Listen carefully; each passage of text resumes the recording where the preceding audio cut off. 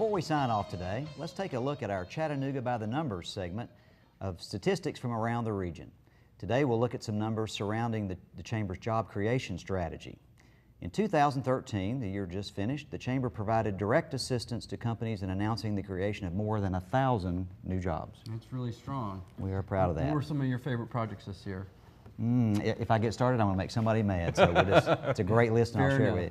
The Chamber's Economic Development team also hosted 37 in-person meetings for 24 different prospective companies and added 65 new prospects to our pipeline. The phone is ringing and people want to come to Chattanooga. That's true, and I have to say there are times when we've got so many appointments at the same time the staff doesn't know which way to turn, so that's a really good problem to have. Nice problem.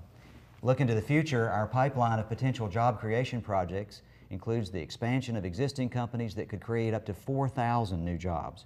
We're also actively engaged in recruiting companies that could create as many as 6,500 new jobs.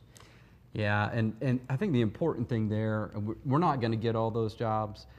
These are just prospective jobs. These are things that are in the pipeline, but those are still really strong numbers. You know, we're going to get a percentage of that, and that's what you want. You want to have a high number of leads so that when you get to the actuality, you've got a high number. Spoken like a salesman. These prospect companies represent a range of industry sectors, which is good because business diversity keeps our local economy from becoming too reliant on any single industry. Of the prospect companies, 38% are in the automotive industry, 32% are advanced manufacturing companies, 12% are back offices or headquarters operations, and 8% are food and beverage manufacturers.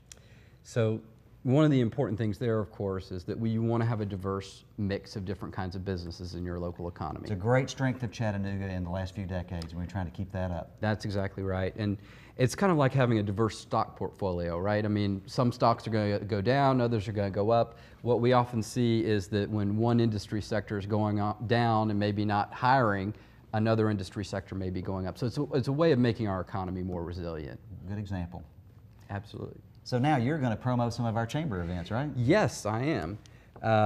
We have coming up Expo Chattanooga, which is the largest showcase of local businesses, products and services. And we also have the Small Business Awards. This is coming up on March the 19th. The luncheon, the Small Business Award luncheon will run from 11:30 to 1 o'clock at the Chattanooga Convention Center. And we're inviting local businesses and community members to join us because we want to make new business connections and maintain ties with current business partners to support local small businesses.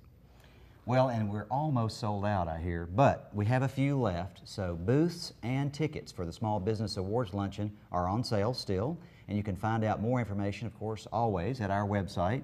Am I reading it? I think so. www.chattanooga.chamber.com, and we hope to sell it out again this year.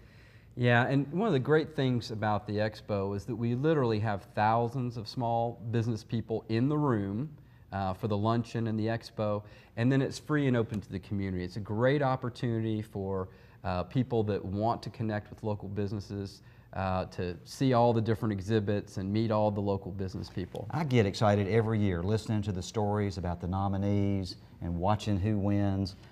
Winning is not all that important, but being nominated and hearing the stories of all the great activities that are going on in our business community, it just really fires me up every year to go to this event. Yeah, and I will say one of my favorite things about this event, I usually get to go up and kind of settle the crowd down, so I walk out on stage before you come up there, and to see 1,000 people who've gathered to celebrate small business is just phenomenal. But that's it for today, folks, and we thank you for joining us, and we'll see you again next month for Taking Care of Business.